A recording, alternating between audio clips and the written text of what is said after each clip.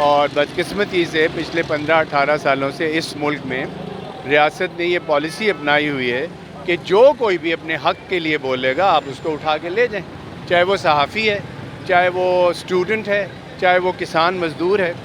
یہاں پہ ہزاروں کی تعداد میں، 100 میں نہیں ہزاروں میں لوگ اٹھائے گئے ہوئے ہیں۔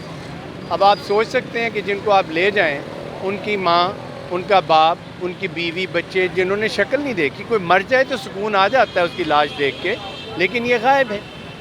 اس پالیسی سے یہ بھی ہوا ہے کہ ریاست کو کوئی فائدہ نہیں ہوا، پاکستان کی ریاست بدنام ہوئی ہے، ناکام ہوئی ہے۔ اگر اس سے نہیں فائدہ ہوتا، آپ کی بدنامی بڑھتی ہے تو پالیسی بدل دیں۔ دو چیزیں کریں، ایک تو یہ کہ جو بھی آپ کو برا لگتا ہے اس کو اٹھائیں، عدالت میں پیش کریں، اور اگر جو غائب کرتا ہے تو اس کو غائب کرنے کے جرم کو بھی جرم کہا جائے۔ دوسری بات، عدالتیں پھر بند کر دو اگر آپ نہیں سارے فیصلے کرنے۔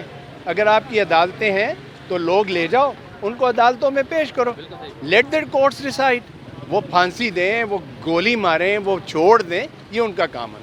لیکن اتنی زیادہ ناکامی کے باوجود اگر یہ ریاست اپنی پالیسی نہیں بدلتی تو میں آپ کو یہ بتا سکتا ہوں، اللہ اس بچے کو زندگی دے، یہ فیڈریشن ایسے نہیں رہے گی۔